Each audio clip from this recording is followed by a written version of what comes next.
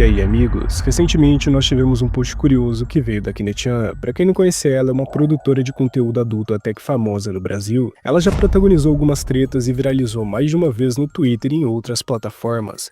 Porém, há alguns dias, em um post no Instagram, ela acabou revelando estar passando por dificuldades, problemas psicológicos, algo preocupante que pode inclusive dar a entender que ela cogita se autodeletar. No post dela, ela cita a vontade de sumir, que se sente um fracasso e que não consegue cumprir metas que ela estabeleceu para si mesma. Parafraseando o próprio post dela, ela diz: "Só queria parar de sofrer, parar de me comparar, parar de me sentir angustiada, parar de pensar incansavelmente no futuro. Ia ser tão bom não escutar nada, só o silêncio dentro da minha cabeça, o vazio." Olha, Kinetian, eu entendo o que você sente. Acho impossível alguém não ter passado por uma fase angustiante na vida. Mas uma coisa que você precisa entender é que o que a gente planta, a gente colhe. Eu não acho que tá tudo perdido pra ti, e tampouco comemoro sua fase como alguns têm feito no Twitter. Mas você já parou pra pensar o que você tem feito que tem gerado essa sensação?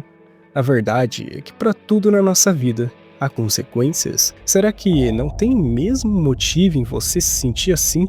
Você é uma produtora de conteúdo adulto e pessoalmente acredito que você tenha liberdade de comercializar sua imagem como bem entender. Porém, quando você sai desse escopo básico da discussão, você acaba caindo naquilo que você propaga na vida das pessoas. É comprovado cientificamente que o conteúdo mais 18 é semelhante a drogas em muitos casos. O vício que as pessoas criam em figuras como você literalmente destrói o cérebro delas. Acaba com a vida de muitos, destrói relacionamentos, famílias, amizades e principalmente a própria existência dos sujeitos. Isso significa que o que você propaga na internet não é um bom conteúdo para a vida de ninguém. Quando a gente olha para vícios, adições, a gente chama de adição, né, quando é um vício, não se considerava a adição um vício que não tivesse um elemento de uma substância externa entrando no seu corpo. Tá. Então, você só poderia chamar alguém de viciado, em tese, alguns anos atrás, se fosse um vício de injetar alguma coisa, tomar alguma coisa, inserir algo externo no seu corpo, certo? Porém, essa coisa está mudando hoje em dia. A gente já entende que existem adições comportamentais. Ou seja, o vício em jogos de azar. É um vício, ponto. Né? O cara tem sintomas de abstinência, o cara tem fissura, o cara quer parar, mas não consegue. São elementos do vício. Não dá pra chamar isso de outra coisa senão vício, né? E a pornografia entra aí, entendeu? O problema da pornografia é ela bagunça muito os relacionamentos das pessoas. Então, especialmente pro homem, cara, isso dificulta muito que ele se relacione com as mulheres. Se existe um abuso, e até num nível básico, assim. Existem muitos estudos epidemiológicos que acompanharam, longitudinais a gente chama, né? Que acompanha a pessoa por vários anos. E, cara, as pessoas que têm um consumo de pornografia cometem mais adultério, né? Traem mais. E também tem relacionamentos mais curtos. Então tem essa dificuldade de ser fiel. Óbvio, né? Você tá sendo estimulado o tempo todo por várias... Tipo assim, numa hora de pornografia, um homem consegue ver mais corpos do que 99% da população via na vida inteira. Isso não é nem questão de moralismo. Você mesma deve saber. Você não precisa ser religiosa, cristã ou qualquer coisa para saber que isso é um mal que faz muita gente cair em um buraco de coelho e agir de formas bizarras. Tem inúmeros jovens com dificuldade em se livrar desse vício, que é o ato de se dar prazer, gente que não se desenvolve e que se destrói pouco a pouco. Óbvio que pode ser alegado que essas pessoas estão lá de livre e espontânea vontade. E apesar de em parte ser real, será que de fato é por espontânea vontade? A maioria dos relatos de pessoas que estão nessa vida é que ao acabar elas se sentem muito mal, frustradas, atrasadas. Pessoas que não conseguem bater suas metas e que sentem um grande vazio dentro de si. Isso não é semelhante ao que você sente? Porque no final das contas, você mesma sabe que você não estimula nada de bom em ninguém além de sensações passageiras. Para você ter noção do quanto isso é sério, você ainda está nas primeiras camadas do quão perigoso é o conteúdo adulto. Pesquisas mostram que pessoas que entram nessa vida cedo criam dificuldades sociais, forçando elas a buscarem prazer na internet e em figuras como você. Porém, cientificamente é mostrado que quanto mais você assiste esses conteúdos, mais exigente você fica. Você começa às vezes vendo imagens, depois vídeos casuais, e aí porventura você desenvolve fetiches. Só se sente estimulado com aquilo, então começa a buscar cada vez mais coisas novas e mais estimulantes e mais absurdas, até o ponto que alguns não param e chegam naquele campo da obscuridade humana que nem elas entendem o que fazem. É simplesmente a destruição completa. Para um indivíduo desses, conseguir voltar para a vida normal é uma batalha que só Deus sabe. Não é algo engraçado. É triste. Tais pessoas às vezes passam do ponto e acabam ou expondo o que são ou sendo expostas. Parafilia se torna um peso na vida delas. Olha o caso do Gustavo Scott. Se você não conhece, eu recomendo que você não pesquise. Mas em resumo, o cara gosta de comer bosta.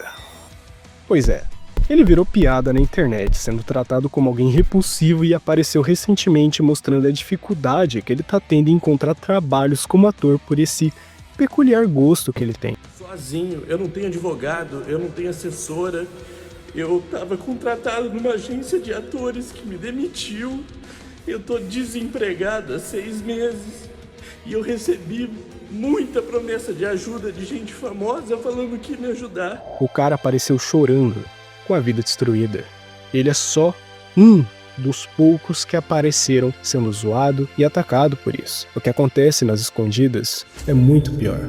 Mas Dan, então você tá dizendo pra gente que temos que impedir as pessoas de assistirem ou pagarem aquilo que elas querem? Depende do que for.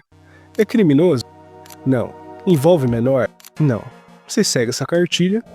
Então não. A questão, meu chapa, é que existe uma diferença entre dizer o que alguém deveria fazer e obrigar essa pessoa a fazer. A salvação é individual, e no caso, essa é apenas a minha opinião. E claro, a opinião da ciência também. Ao pé dizia um filósofo que a felicidade se encontra no caminho da conquista, e o tédio na monotonia da conquista. Essa é a hora de você não enganar a si mesmo e seguir a vida como se nada tivesse acontecido. É a hora de entender que se você se sente mal, é porque o que você faz não faz parte da sua natureza. Pessoas sem futuro e caídas não se arrependem, apenas fazem o que querem. Se você não é dessas, se afasta, já que o que você ganhou pode te fazer facilmente mudar de conteúdo. Você pode investir o dinheiro, você pode produzir outra coisa. Como cristão, eu não posso deixar de falar para você encontrar Cristo. Ser cristão não significa que você vai ser feliz da vida. Apenas que você vai ter certeza que quando tudo desmoronar ao seu lado, assim como na história de Jó, Deus não está te entregando nada que você não possa resistir e superar. Claro, apóstolo Paulo nos manda não dar pérolas aos porcos. E eu genuinamente espero que isso não seja apenas uma jogada de marketing da sua parte. Ou vai ser obviamente muito infeliz. Afinal, não é incomum produtoras de conteúdo como essas falarem qualquer coisa para viralizar. Caso chegue em você, espero que leve essa mensagem a sério e, na verdade, ela para qualquer produtora de conteúdo. E também uma mensagem para todos que se encontram presos nessas armadilhas. Além de um alerta para quem ainda não foi pego.